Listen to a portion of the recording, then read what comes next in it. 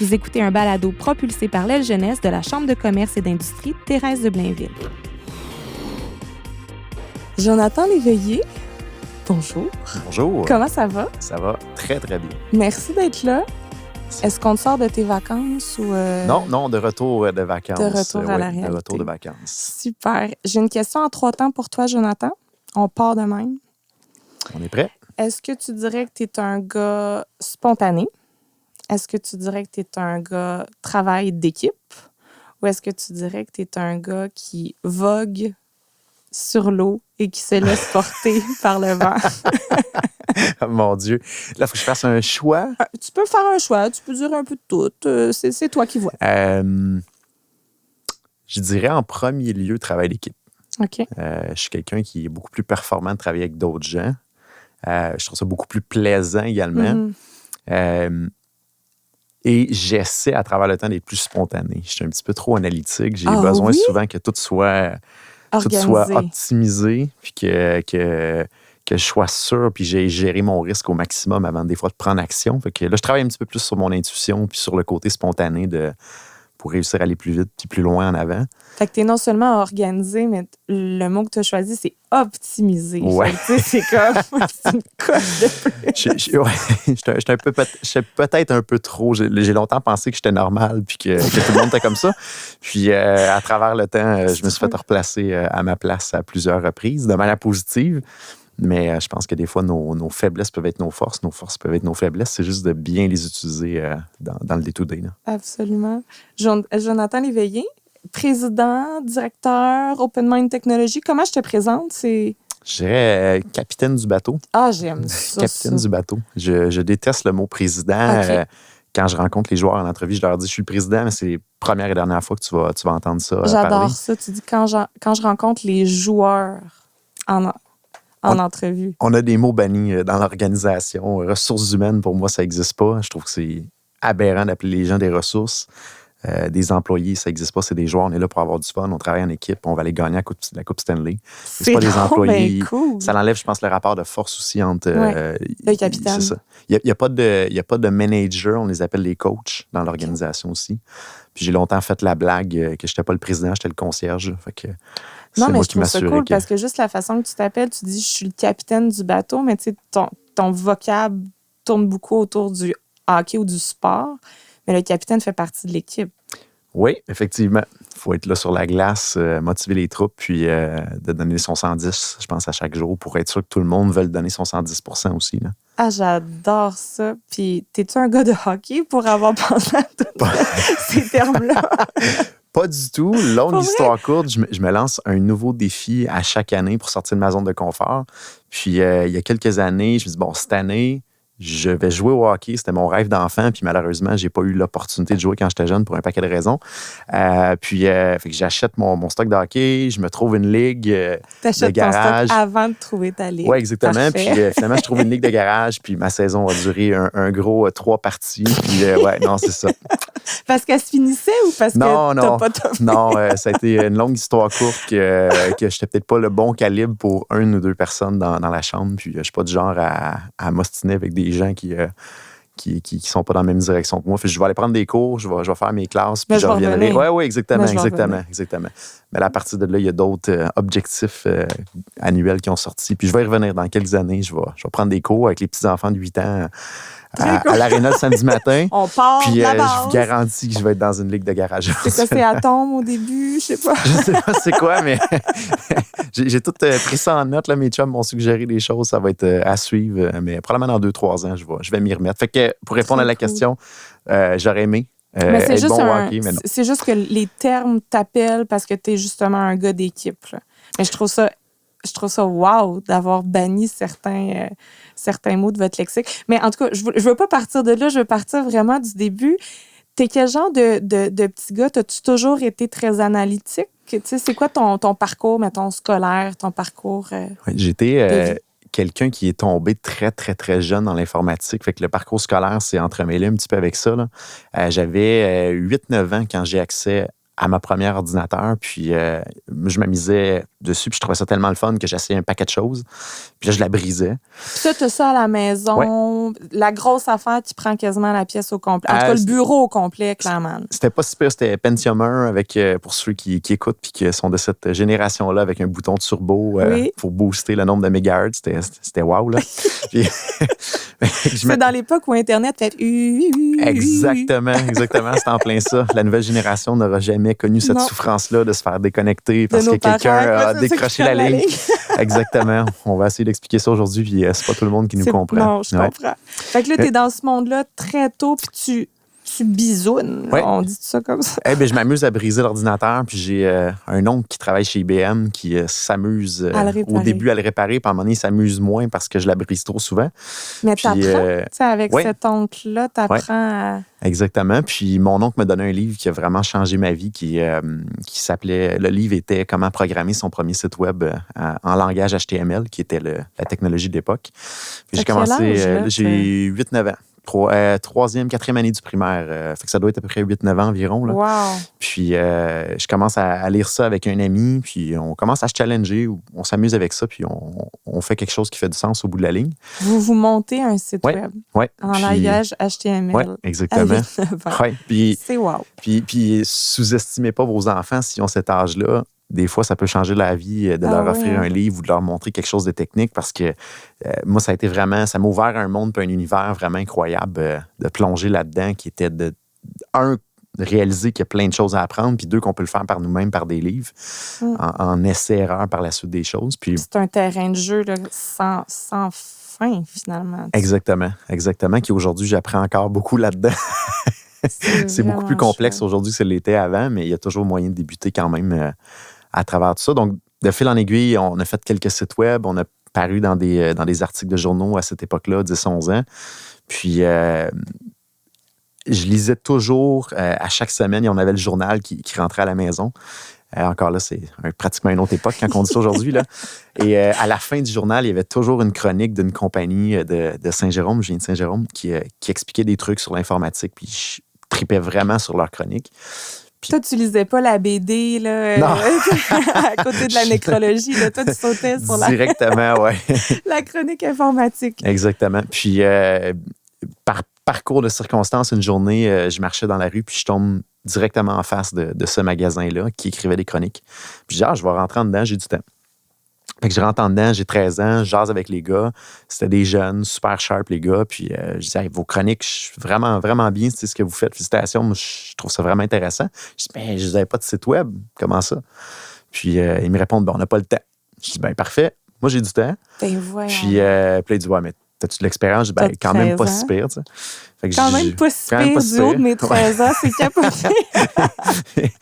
Vous seriez le 13e, je ne sais pas combien t'en avais monté. Là, mais... Puis, simplement, en disant ça, je dis, gars, on va vous faire un démo, puis on va vous faire un prix. Si ça fait du sens, vous me donnerez le contrat. T'es businessman déjà, t'as comme un sens de l'entrepreneurship.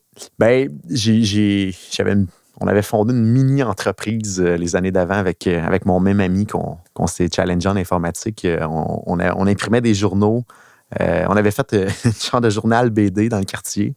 Puis on imprimait ça, on le distribuait. Puis en échange, on demandait aux jeunes de nous donner leur canette puis leur bouteille de bière. Puis fait que pendant un été ou deux, on a ramassé de l'argent comme ça. Ben, vous êtes fait que là, on se dit, il y a sûrement moyen. Fait qu'on avait commencé un petit peu à baigner là-dedans. Puis ses parents, lui, étaient en affaires. Mes parents, moi, mon père, s'était lancé en affaires. Fait que, on commençait à regarder un peu la dynamique puis un peu à naviguer là-dedans. Fait que finalement, on a fait le démo, on leur a envoyé, puis on dit, écoutez les gars, c'est wow, let's go. On vous donne le contrat. Hey, mais la fierté que tu dois ressentir du haut de tes 13 ans, c'est quand même une compagnie que tu admirais. Là. Oh oui, tu attendais leurs articles, puis là, c'est toi qui fais leur site. Oui, c'est vraiment... C'était très... j'ai juste un mot en anglais, reward. Le reward était très, très, très, très bien, je pense. Puis c'était motivant aussi de dire, on s'amuse, on a du fun, on peut mettre ça à profit, ça sert à quelqu'un, ces gens-là sont contents. Puis en plus, en bonus, il y a de l'argent qui rentre. Ouais. Fait que je fais, mon Dieu, c'est passionnant, c'est le fun, on continue. Mais ce qui a vraiment été un game changer, c'est que ces gens-là ont eu vraiment beaucoup de demandes d'autres entreprises dans la région. Tout le monde se connaît un peu. Suite à la mise en ligne de leur site web, exactement. Puis là, ils étaient en confiance de nous référer parce qu'ils ont vu ce qu'on faisait. Fait qu'ils se sont mis à nous référer beaucoup de clients. Là, excuse-moi, là. T'es en secondaire 2, mettons. Oui. Fait que là, tu travailles comme presque à temps plein à monter des sites web, puis tu vas à l'école secondaire. Oui, puis... soir et fin de semaine à faire ça. Puis je m'amusais plus qu'autre chose au bout de la ligne. Puis ça a été vraiment passionnant ces années-là parce que, tu sais, 13, 14, 15 ans, puis là, il y avait des gens qui m'appelaient pour valider des contrats, puis je me souviendrai toujours, dans les premiers contrats qu'on a eus, il y en a un, c'est le Vieux Chac à Saint-Jérôme. Oui. Puis la version 2, 3 et 4 de leur site web, c'était nous autres qui s'en occupaient. Puis j'avais Danny Berger qui venait chez nous. Puis j'avais comme 14 ans, ma mère a surveillé en arrière pour être sûre que c'était correct, c'est quelqu'un de bord. Puis il n'y a pas quelqu'un qui y a pas quelqu'un qui est plus genre de bon cœur puis de belle valeur que Danny Berger. Là. Puis tu sais, cet homme-là, puis la gang du Vieux Chac m'ont donné tellement de chance dans ces années-là d'évoluer. Puis je faisais le site web du Vieux Chac, puis j'avais même pas le droit d'y aller. C'était vraiment wow. Là. Puis j'avais une autre dame des manoirs Philippe-Alexandre qui est rendue une grande institution à Saint-Jérôme maintenant. Elle venait me chercher avec sa Mercedes pour que j'ai réparé ses ordinateurs. C'était vraiment... C'était trippant. Là. Mais c'est donc bien beau de voir la confiance de ces gens-là. Oui. Parce que il me semble que ce qu'on entend souvent de la jeunesse, les jeunes aujourd'hui, il me semble qu'on entend beaucoup de bouettes. Mais là, ils t'ont vraiment fait confiance pour quelque chose qui était quand même important pour leur entreprise. Oui, effectivement. Puis je pense qu'à travers le temps, plus j'en parle, plus je m'en rends compte de cette chance-là que j'ai eue à cet âge-là. Est-ce que tu ferais la même chose? De faire confiance à quelqu'un de 15 ans qui dit « Hey, moi, sais-tu quoi? Oui. J'ai un service à te rendre, puis je peux bien te le rendre. » Oui, je pense que oui. Puis j'essaie de trouver ces jeunes-là. D'ailleurs, il y en a qui écoutent aussi. Il y en a qui ont... Appelez-nous! Oui, appelez-nous, sérieusement. Puis tu sais, Danny m'a toujours dit que... Danny Berger, quand il m'a donné ma chance, il me disait, moi, il y a des gens, quand j'étais plus jeune, qui m'ont vraiment donné ma chance, fait que j'essaie de redonner aux suivants. Puis si jamais l'opportunité se présente, c'est sûr et certain que je vais le faire parce que je pense que ça peut changer la vie de quelqu'un comme ça l'a changé énormément pour moi. Là. Ouais. Mais ce qui m'étonne de ton parcours, là, parce qu'on est rendu au secondaire, tu es quand même calé, tu as plusieurs gros clients quand même. Je suis sûre que tu faisais pâlir de jalousie certaines firmes qui auraient aimé avoir ces clients-là. Toi, probablement, tu es en direct de ton sous-sol. Mais là, après ça, ton parcours scolaire se dirige pas en informatique. La première visite, c'était ça. Donc, je suis rentré au cégep à Saint-Jérôme en informatique. Puis, pour un paquet de circonstances autour, ça a été très difficile. Ça a été très difficile parce que j'avais des attentes très élevées de dire enfin, je sors du secondaire, ça va être quelque chose de concret, je vais aimer ça, je ne serai pas là juste pour dire que je suis là. Puis, je vais pouvoir mettre ça à profit, puis ça va m'amener au prochain niveau. Puis, j'ai vraiment littéralement frappé un mur quand je suis arrivé au cégep. Mais toi, tu devais être déjà à un niveau bien plus avancé que le cégep, là, de tous les apprentissages que tu avais faits au cours des, je sais pas, 5, 6, 7 dernières années. Ça a été ça un peu ma réalisation, qu'en informatique, je pense que oui, les parcours scolaires sont bons, mais il faut vraiment apprendre à apprendre parce que puis j'étais tombé sur une statistique plus tard, puis je le dis toujours aux gens dans notre entreprise, on a une valeur qui est « don't be a dinosaur », dans le fond, de toujours oser évoluer. Puis je leur dis toujours, cette stat-là, que 30% des connaissances qu'on a en technologie cette année ne serviront plus l'année prochaine. Fait que c'est pas vrai que c'est ton parcours scolaire qui va réussir à toujours t'amener en avant de la vague puis à bien surfer. Il faut que tu sois capable d'apprendre par toi-même. Il faut que tu aies les bons mécanismes. Il faut que tu sois curieux aussi. Oui, il faut que tu sois curieux. Exactement. Il faut que tu fouilles et que tu ailles apprendre avec tes propres sources. Puis ça a été un peu le mur que j'ai frappé parce que je m'attendais en arrivant au cégep de tomber sur des gens qui auraient pu peut-être me challenger un peu ou m'amener à un autre niveau puis que je trouve un certain plaisir là-dedans.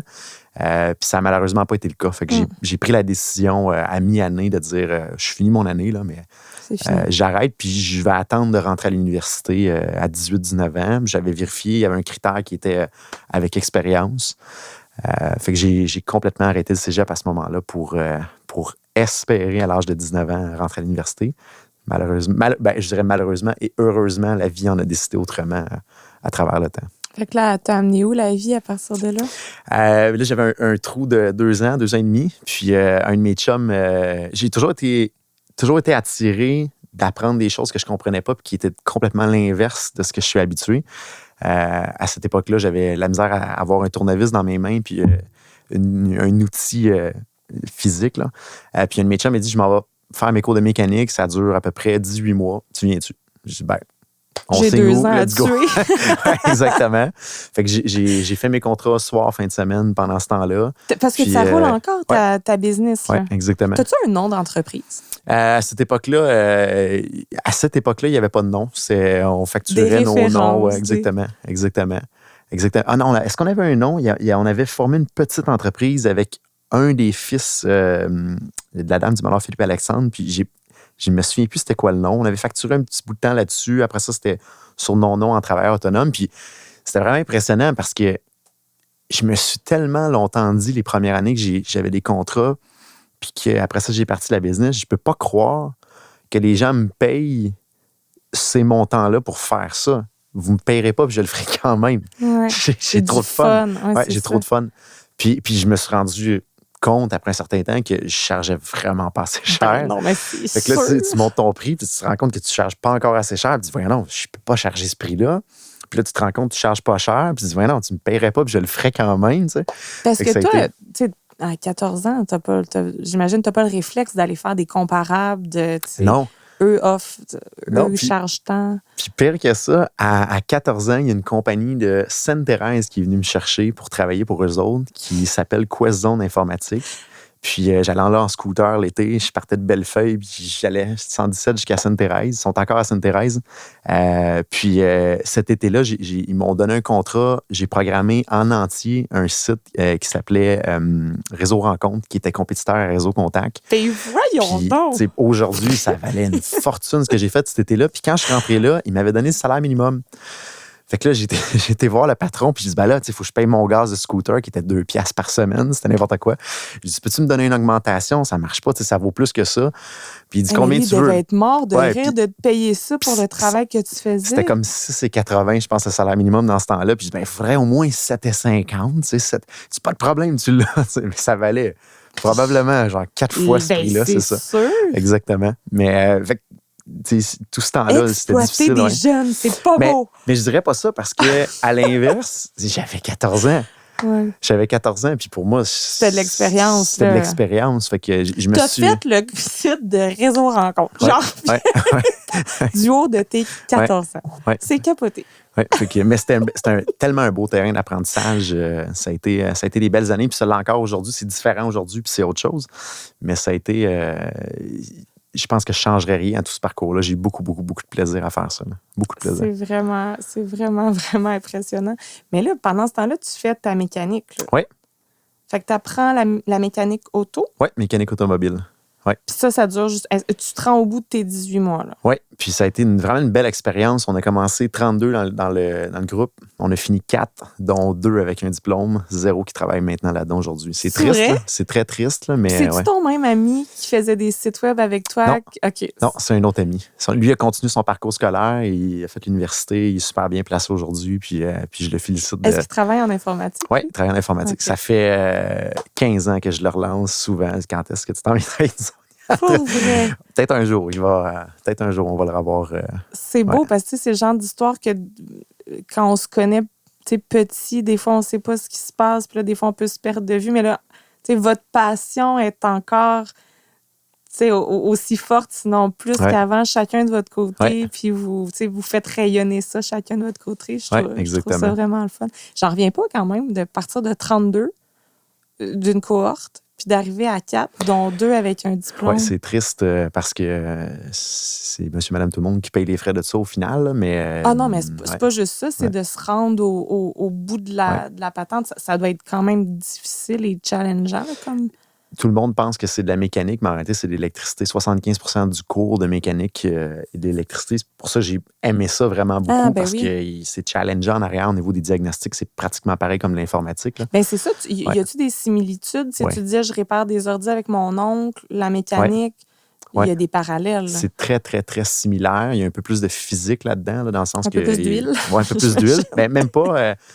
Puis, drôle d'histoire, là, à la fin, j'avais réussi à avoir mon stage. J'étais ami avec un prof, puis je dis, je vais aller dans un endroit où c'est tous des véhicules de luxe, réparer des problèmes électriques. Je m'avais comme focusé beaucoup là-dessus. Puis, il m'avait trouvé un stage dans une cour de recyclage à Laval. C'est tous des véhicules de luxe là-bas.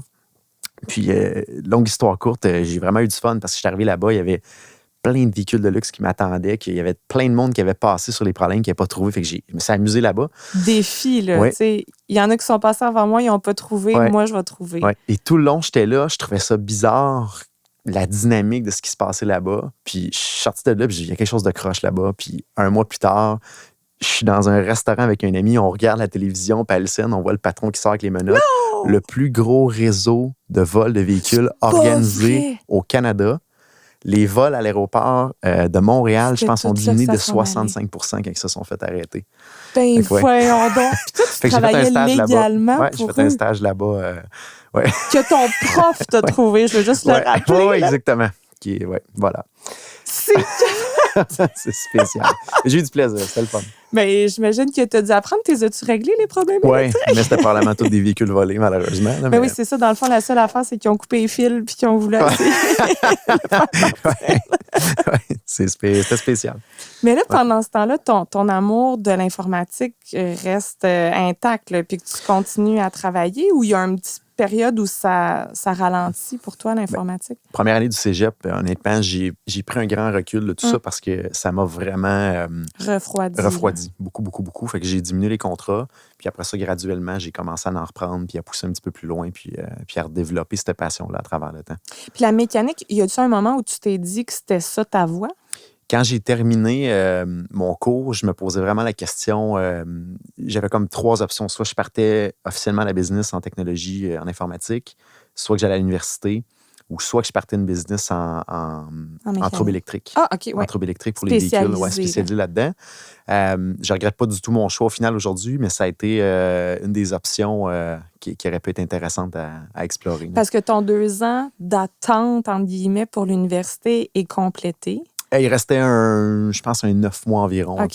Ouais, mais exactement. Je trouve ça intéressant de voir que tes options, c'est beaucoup des options entrepreneuriales parce que j'imagine que même si tu avais suivi un parcours universitaire, ton but était quand même éventuellement de t'ouvrir quelque chose à toi. Ouais. Fait que tu n'as jamais pensé travailler pour quelqu'un sauf pour des gens qui se font arrêter. Oui, j'ai tout le temps travaillé pour du monde bizarre.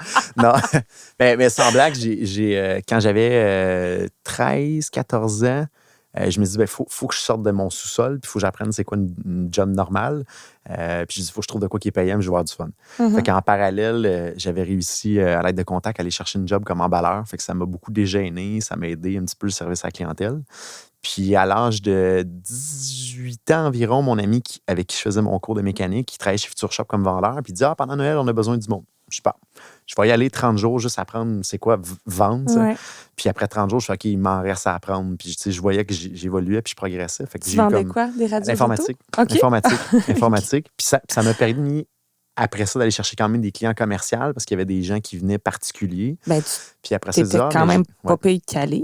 Oui, fait que ça m'a aidé un petit peu par après. Fait que j'ai eu comme 2 petits emplois là, à côté de tout ça à travers le temps. Mais sinon, j'ai pas eu d'autres emplois à part Quazone un été de temps. Puis, mais quand même, j'ai l'impression que t'es comme un chat. Tu as l'air d'avoir 9 vies condensées dans la tienne. En autant, je tombe toujours sur mes pattes. Oui, c'est ça. C'est important. Exactement.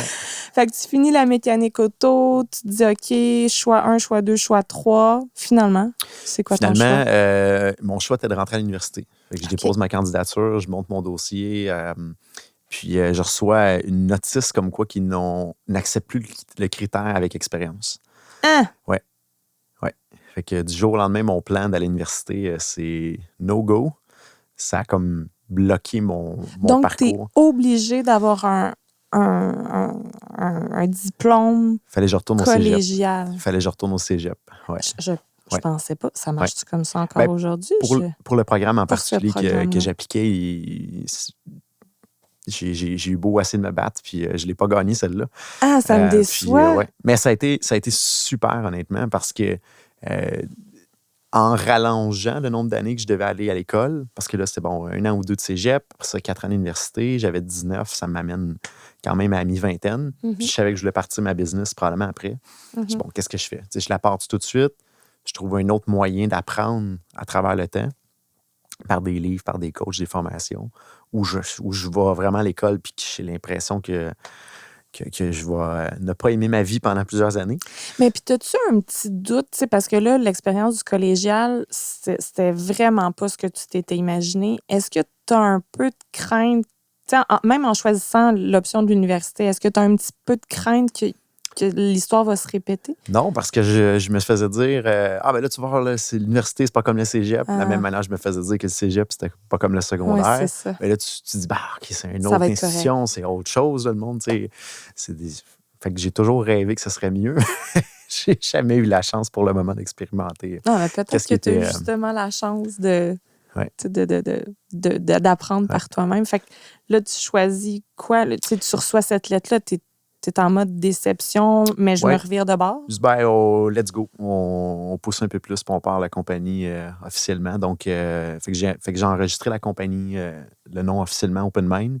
Puis ça devient de où? Parce que je trouve que c'est un beau nom. Tu sais, ça devient comment? Bien, ce qui me drivait le plus, puis ce qui me drive encore aujourd'hui beaucoup, particulièrement dans des problèmes techniques, c'est quand ça fait 3 personnes qui ont essayé de le régler puis qui n'ont pas été capables. Puis moi, je me dis, c'est pas vrai qu'il y a toujours une solution. Si tu gardes l'esprit ouvert, là, il y a toujours une solution à tout problème.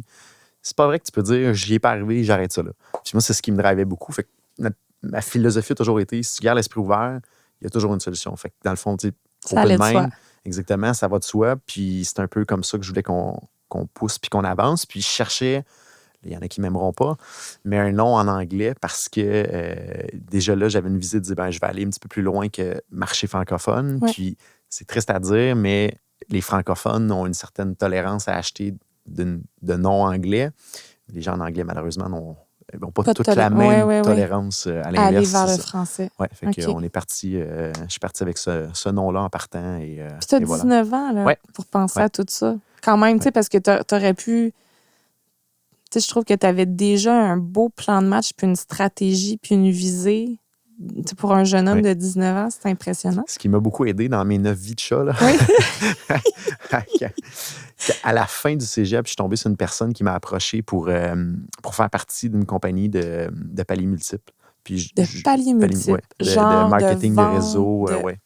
Puis je suis pas là en train de faire la promotion de tout ça. Non, c'est... non. C'était... Non, t'étais pas dans les cosmétiques. Non, malheureusement. Ça aurait peut-être été mieux, par contre. Mais non, c'était dans la télécommunication dans ce temps-là. Puis le bon côté de cette aventure-là a été vraiment tout le réseau d'apprentissage à travers tout ça. Puis ça m'a fait beaucoup cheminer. Puis entre autres, il y a un livre que j'ai lu par ce parcours d'apprentissage-là que je recommande à tout le monde.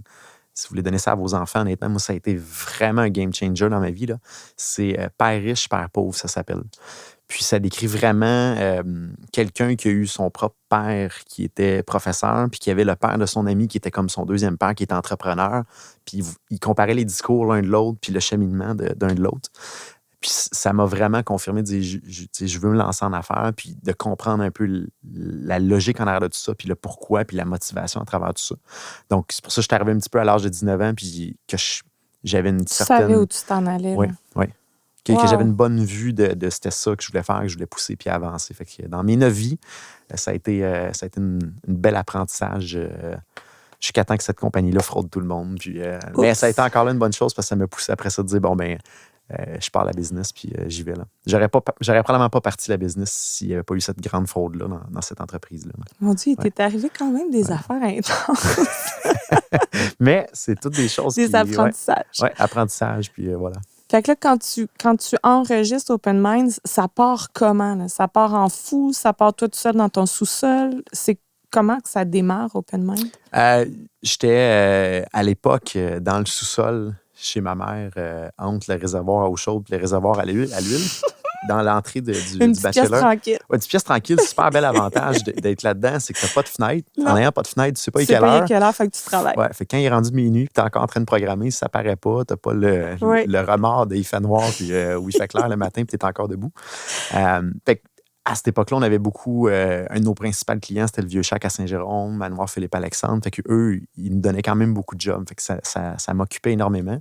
Parce qu'à à cette époque-là, j'imagine qu'il y a un site web autonome, puis là, je ne connais pas la terminologie, là, mais un site web où les commerçants, les entreprises peuvent eux-mêmes modifier tout. Ça se peut pas. Ça Il n'existait faut pas. passer par le gars de technique. Exactement. Okay. Exactement. Exactement. Fait que pour mettre en ligne des shows à tous les jeudis, il faut que ça passe. Exactement. Donc, je connaissais, je pense, tout le nom des chansonniers. Parce qu'il fallait que je l'update régulièrement. Ils t'ont jamais appelé pour les remplacer. Je ne serais pas bon là-dedans. Non. C'est là que ça arrête. Hockey, oui. Voilà. Fait que oui, ça a été tellement un bel apprentissage à travers le temps, puis ça m'a permis d'évoluer. Puis peu importe ce qui est arrivé, je pense, dans chacune des choses, a permis de se rendre... Je pense qu'on est toujours au bon endroit, au final. À chaque fois qu'il nous arrive quelque chose, on ne comprend pas pourquoi que ça nous arrive aujourd'hui. Mais il faut tirer profit de la situation. Exactement. Puis là, avant, tu étais avec ton compatriote, mais là, le compatriote a suivi un autre parcours. Là, tu es tout seul entre l'eau chaude puis le... Oui, exactement. Entre l'huile puis l'eau chaude, là, exactement. Fait que tu es tout seul, puis après ça, comment les choses s'enclenchent? Ce qui est arrivé, c'est avec le cégep de Saint-Jérôme... parcours de circonstances, jase avec eux autres, puis j'avoue des stagiaires qui peut-être venir m'aider, parce que j'avais pas d'argent, pour me payer pratiquement, puis ça roulait pas assez pour dire que je pouvais engager quelqu'un. Mais c'est bon que tu te sois référé à l'endroit que toi, t'avais... que ça marchait pas. Oui.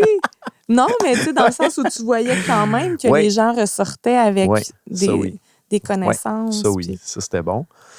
J'ai accueilli un premier stagiaire de son nom, Raphaël, qui est resté de mémoire à peu près 7 ans dans l'organisation après. Ouais, ça a été vraiment... sans cette personne-là, ça n'aurait jamais réussi à décoller. Là. Jamais. Là. Il était vraiment un bon joueur dans l'équipe, puis j'y dois beaucoup à cette personne-là. Puis d'après ça, de fil en aiguille, on a engagé un deuxième stagiaire. Ça te laissait du temps, j'imagine, pour faire quoi? Du développement?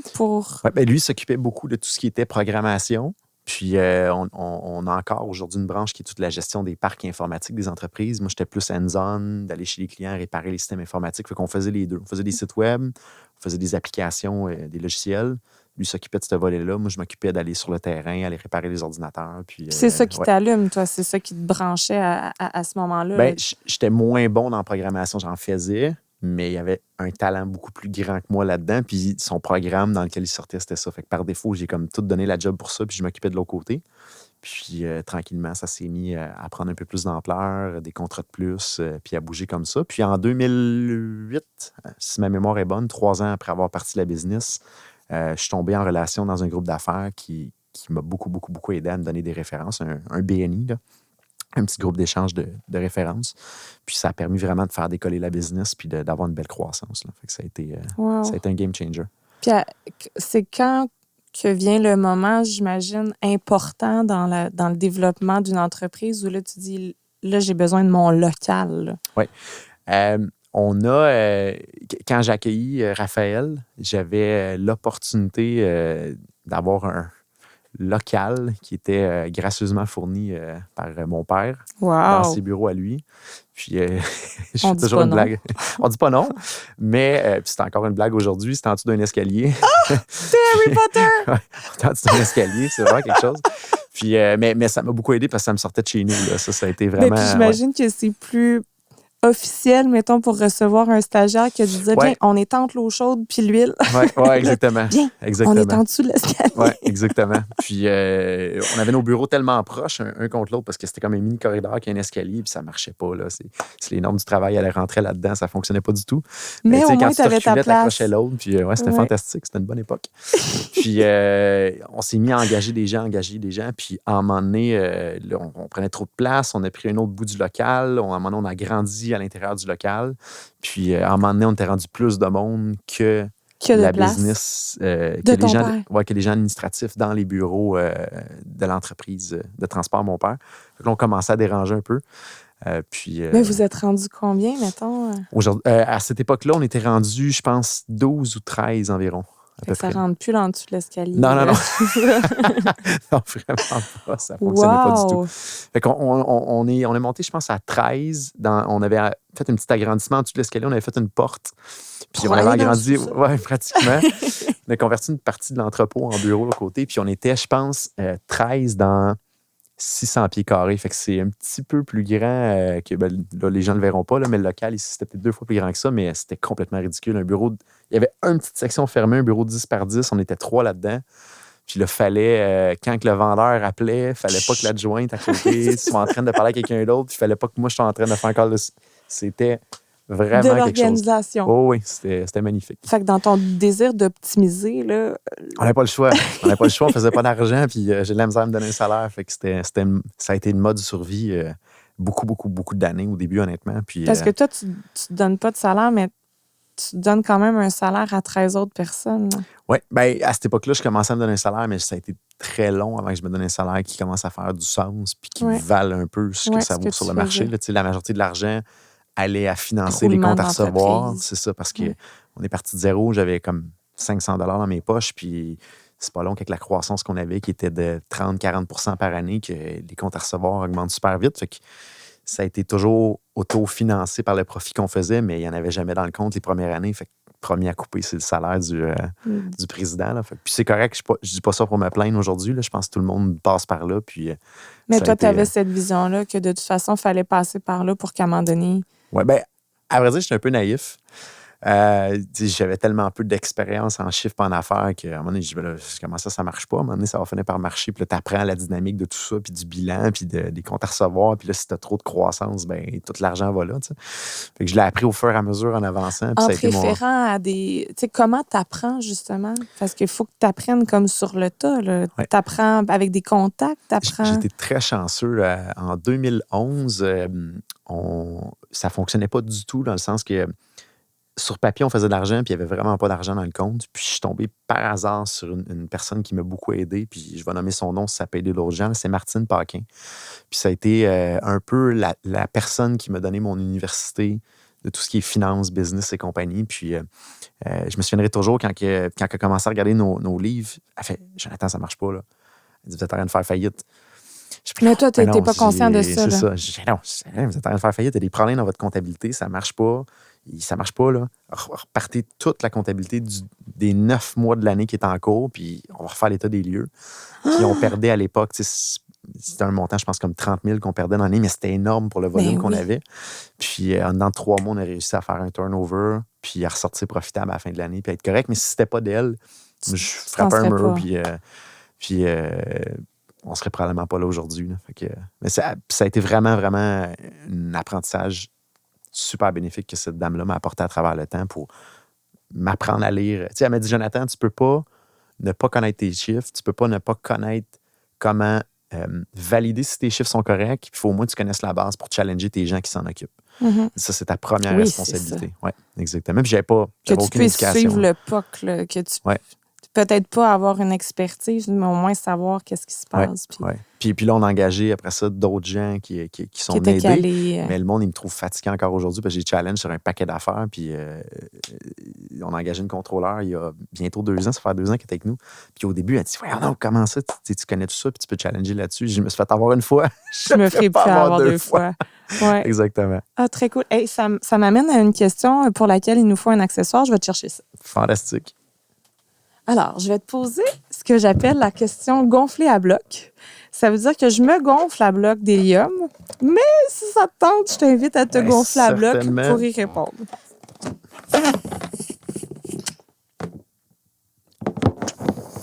Dans tes 9 vies de chat, ce serait quoi la chose la plus importante que tu as apprise ou l'erreur de laquelle tu as apprise le plus?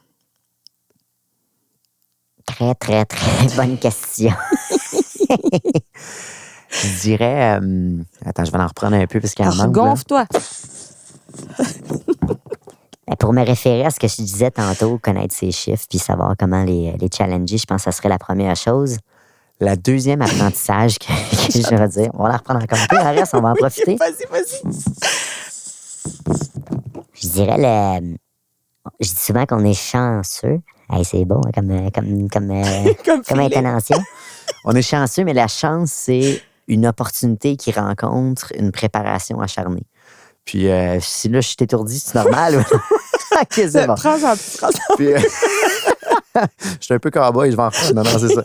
Je dirais, on a eu beaucoup, beaucoup d'opportunités à travers le temps qu'aujourd'hui, je me disais, oh mon Dieu, ça, là, on avait vraiment une mine d'or entre les mains qu'on a laissé passer parce que je n'étais pas préparé à voir que c'était un train qui passait.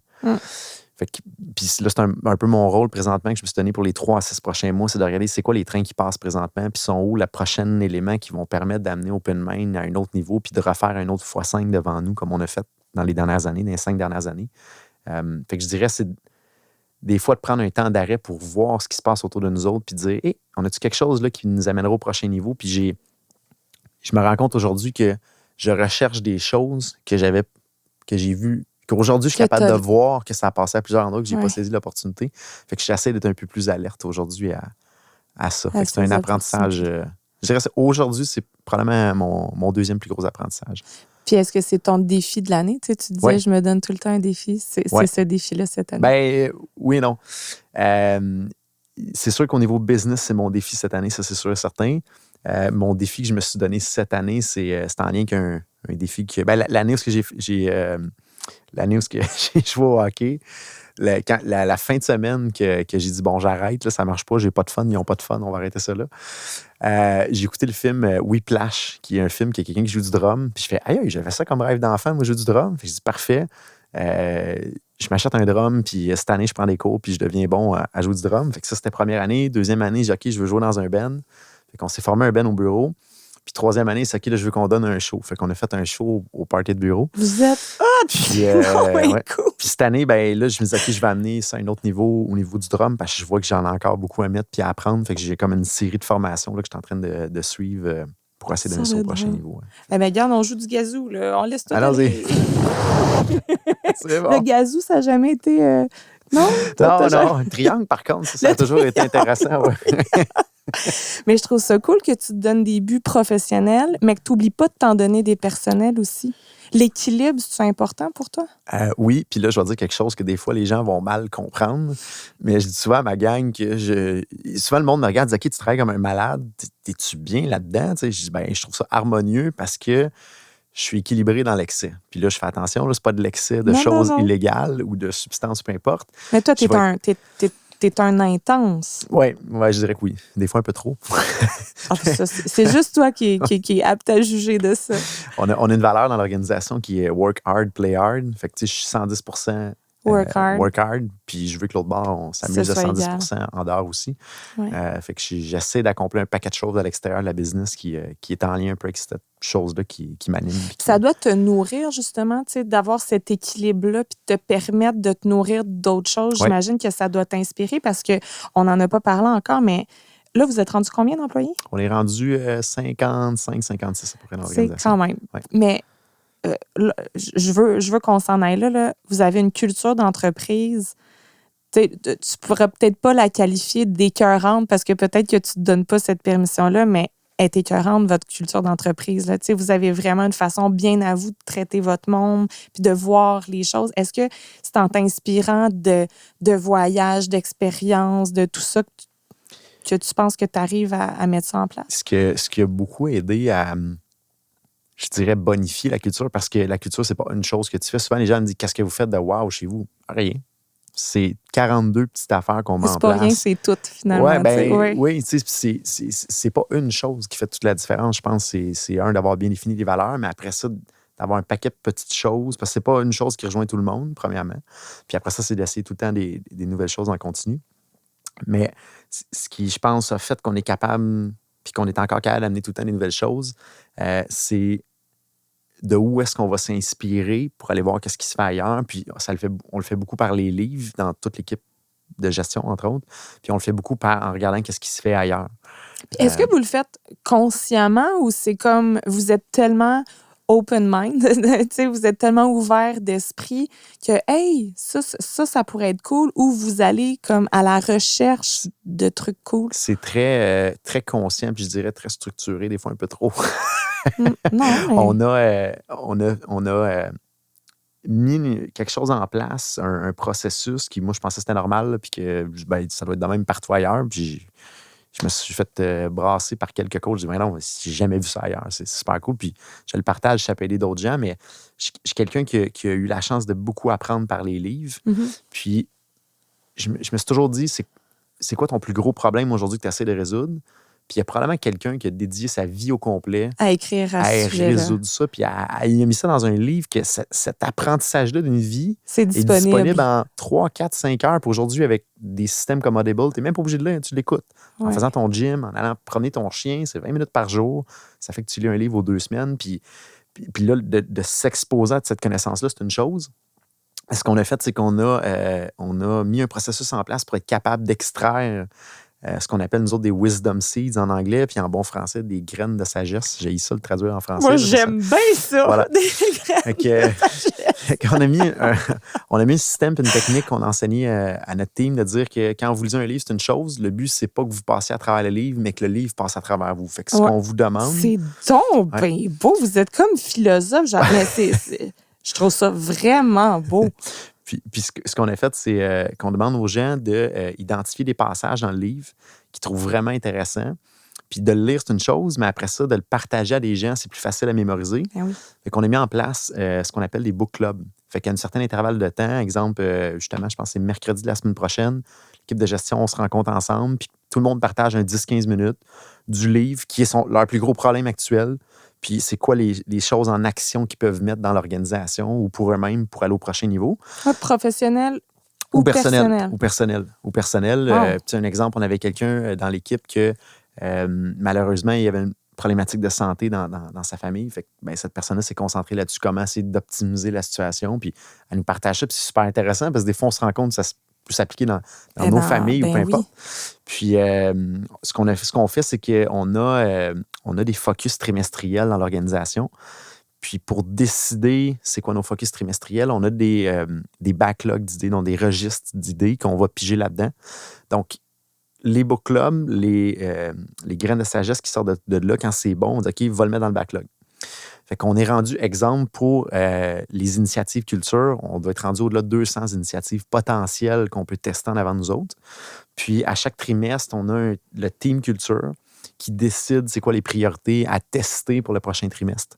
Fait que ça fait que rarement, on arrive à un trimestre et on fait comme qu'est-ce qu'on fait niveau culture? Puis, mais la réalité, c'est que la majorité des initiatives qu'on fait depuis 2-3 ans viennent de livres que des gens ont lus, qui ont été dans un book club, qui l'ont mis dans le backlog, puis qu'on l'exécute aujourd'hui. Fait qu'en réalité, on n'invente rien. On fait juste prendre des bonnes idées, on se les approprie, puis après ça, on essaye de voir comment on va faire un petit twist open mind ou un petit niveau de plus pour être sûr que ça fasse un effet wow. Fait que, dans le fond, on ne fait rien de spécial. C'est juste un processus que tout le monde suit puis qu'on amène dans l'exécution. Mais vous faites peut-être rien de spécial, comme tu dis, mais vous faites rien de conventionnel non plus. Parce que tu me disais, mon père est entrepreneur, tu as côtoyé des entrepreneurs, mais tu as l'air d'avoir ta signature de gestion bien à toi. Tu n'as pas l'air de... je m'en allais dire, tu n'as pas l'air de suivre un livre, puis on vient de dire le contraire, mais ce que je veux dire, c'est tu as ta méthode à toi, ce qui te colle, ce qui a l'air d'avoir du sens pour toi, tu ne te gênes pas de le mettre en application, même si ce n'est pas un procédé écrit quelque part. Effectivement. C'est ça? Oui. Puis pour te faire rire, là, toute ma jeunesse, je me suis toujours dit jamais je me lancerai en affaires. Pour vrai? À cause que je voyais mon père travailler des heures de fou puis sacrifier un paquet de choses autour qui, aujourd'hui, on se rend compte qu'il le faisait pour la famille. Puis, jusqu'à temps que je prenne connaissance du livre Père riche, Père pauvre que je parlais tantôt, qui dit, bon, je vais faire ma vingtaine au complet à bâtir un système, une business qui va rouler, puis après, ça va me donner du temps puis de la capacité financière à fonder une famille. Malheureusement, je me suis pris le bras dans l'engrenage, puis à 30 ans, je dis, bon, il me reste encore des choses que je veux accomplir. Fait que on a le luxe, je pense, heureusement, les gars, d'avoir un petit peu plus de marge de manœuvre au niveau du temps. Quand même, pas mal plus. Oui, pas mal plus, exactement. Fait que ça sera peut-être un petit peu plus tard, mais en termes de signature, si je me réfère à mon père, il a réussi très, très, très bien en affaires, mais c'était dans la mentalité de tu réussis parce que tu travailles 90 heures semaine. Oui. Mais puis c'était ça, la mentalité. Ton père n'est pas fautif, ces entrepreneurs-là. Puis il n'y avait pas le choix. Ouais, il n'y avait pas le choix. Puis moi, je me suis toujours dit, il doit y avoir un autre moyen de le faire. Il doit y avoir un autre moyen d'y arriver sans avoir c'était surhumain ce qu'il faisait, mon père. Puis j'entends des histoires de gens qui l'ont vu, puis ça vient pas de lui, puis ça fait comme c'est surhumain, là, ça n'a aucun sens. Ouais. Je dis, je serais pas capable de faire la même affaire que lui, là, j'y arriverais pas. Fait que, J'aurais comme le goût de te poser une autre question, on fait à bloc, puis j'en ai plus, là. T'as-tu une fenêtre dans ton bureau? Présentement, j'ai pas de fenêtre. Mais j'ai une fenêtre, mais elle est interne. Ouais, Fait que tu vois pas encore s'il y a du soleil ou il n'y a pas de soleil. Non, puis on essaie de... comment je pourrais dire? On essaie de laisser les meilleures places au team, honnêtement. Puis on est 3 de l'équipe de gestion dans le même bureau. Puis là, c'est sûr qu'avec la pandémie, on est plus ou moins souvent là. Mais on essaie de laisser les meilleures places aux autres. Puis, Mais tu as une horloge quelque part qui te ramène à la réalité, là, qui dit « Va-t'en chez vous, champion ». Oui. Je suis un peu plus strict là-dessus. Un peu plus strict. Puis j'ai tellement une horaire chargée, mes mandats du bureau, que souvent, j'ai pas le choix. Là. Faut que tu sois super discipliné. Là. Oui. J'ai pas le choix. Sinon, c'est difficile de compacter plusieurs vies de chat dans une vie d'humain. Déjà que je trouve que t'en as pas mal des vies de chat. Puis est-ce que votre offre de service chez OpenMind a changé? Est-ce que c'est encore le même business que quand tu avais 8-9 ans? Non, ça a évolué beaucoup. Nos 2 centres d'expertise maintenant, c'est gestion des parcs informatiques. Ça, on l'a toujours fait. Pour les bris, vous avez des gens qui se déplacent, qui règlent les problèmes. Exactement. Où est-ce qu'on l'a fait évoluer le modèle? C'est qu'avant, on chargeait à l'heure. Présentement, on charge à prix fixe par mois. Okay. Donc, on a une formule qu'on regarde le parc informatique des clients, puis ça va coûter tant, puis on partage le risque. Mais on est là. On est là. Tu nous appelles 1000 fois, tu nous appelles une fois, c'est le même prix. Fait qu'on a avantage que ça fonctionne. Fait que là, tout le monde est aligné dans la même direction pour être sûr que ça roule bien, qu'il y ait le moins de problèmes. Fait qu'on a évolué dans la formule à travers le temps. Puis c'est beaucoup plus complexe aujourd'hui que ce l'était avant. Oui. Puis tout ce qui était développement de site web, développement de logiciels, on ne fait plus de site web. On fait maintenant juste des logiciels qui sont web. Oui.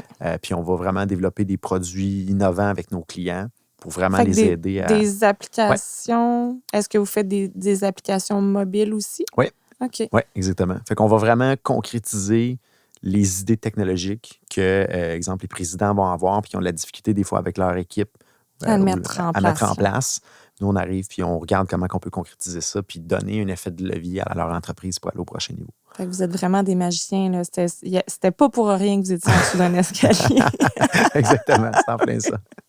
C'est une gang d'Harry Potter. Ouais. Puis qu'est-ce qui te rend le plus fier dans la gestion de ton entreprise? Parce que tu es parti du gars qui salissait les mains, puis là, tu te salis les mains autrement. Là, c'est des gens que tu gères, puis tu as l'air de vouloir qu'ils soient bien, puis tu as l'air de vouloir qu'il y ait du plaisir. Qu'est-ce qui te rend le plus fier de tes réalisations?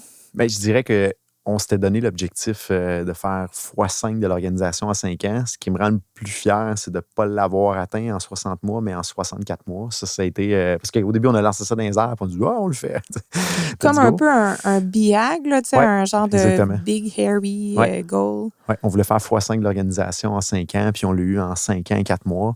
Wow. Ça a été, je pense, une des plus belles rides qu'on a eues, je dirais, dans les dernières années. Là, ce qu'on veut faire, c'est le refaire en avant de nous autres. C'est juste que le volume est plus gros, fait que c'est un défi un petit peu plus gros. Mais puis vous vous êtes donné le même temps, là, en 5 ans encore. Exactement. Puis je pense qu'on a l'équipe pour y arriver puis avancer étape par étape. Fait que, allons-y. L'avenir va nous dire si on était fou ou pas, mais on va mettre tous les efforts, je pense, pour y arriver en avant de nous autres. Fait que je dirais la croissance, que je pense que je suis super fier, puis ça permet à tellement de gens d'évoluer à travers tout ça. On a des gens qui sont rentrés stagiaires, qui avaient de la misère à dire bonjour en rentrant, puis il fallait leur dire, quand on dit comment ça va, il faut que tu répondes ça va bien, et toi? Oui, exactement. Puis, le et toi est important, je trouve. Ouais. Ça se perd. Oui, exactement.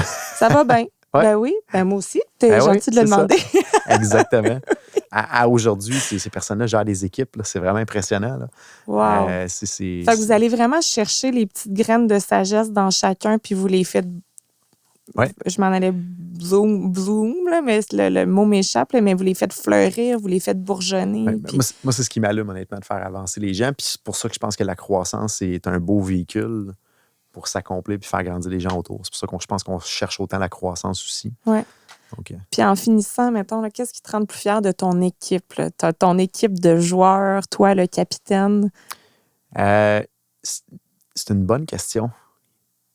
Je dirais, ce qui me rend le plus fier, là, c'est qu'on a tellement de gens dans l'organisation je dis souvent aux gens, la propriété morale de cette entreprise-là vous appartient, c'est votre business. Puis on a tellement de bons humains qui agissent au day-to-day comme si c'était vraiment leur business de A à Z, qui prennent des décisions, qui sont là quand il y a un problème, qui prennent ça à cœur. Puis c'est tellement plaisant de travailler avec une gang comme ça. Puis c'est même pas pour une question financière, c'est une question d'être entouré d'une gang comme ça. Même si je serais pas actionnaire de la business, exactement. Tout le monde est comme let's go, on avance, puis on pousse. Puis on a beaucoup d'intrapreneurs dans l'entreprise. Puis moi, je pense, je me sens choyé, honnêtement, d'avoir une belle gang comme ça, puis de pouvoir avancer, puis qu'on puisse se donner des buts quand même assez ambitieux, puis que tout le monde embarque là-dedans. Puis quand on se relève les manches, ce ne sera pas facile. Il va y avoir des tempêtes en cours de route, mais allons-y, puis dans 5 ans, 10 ans, on va faire une gang, on l'a fait, c'est cool, au bout, on l'a eu. Oui. Bien, je te souhaite d'accomplir ton but des 5 prochaines années, puis en gardant toujours l'équilibre comme tu as l'air de si bien le faire. De toute façon, en tout cas, j'ai l'impression que ça t'amène du beau puis de la belle inspiration pour ta gang. Merci d'avoir pris le temps d'être venu nous voir, malgré tes horaires chargés, personnels et professionnels. Merci pour l'invitation. Tout le plaisir était pour moi. Merci beaucoup, Jonathan. À bientôt. À bientôt.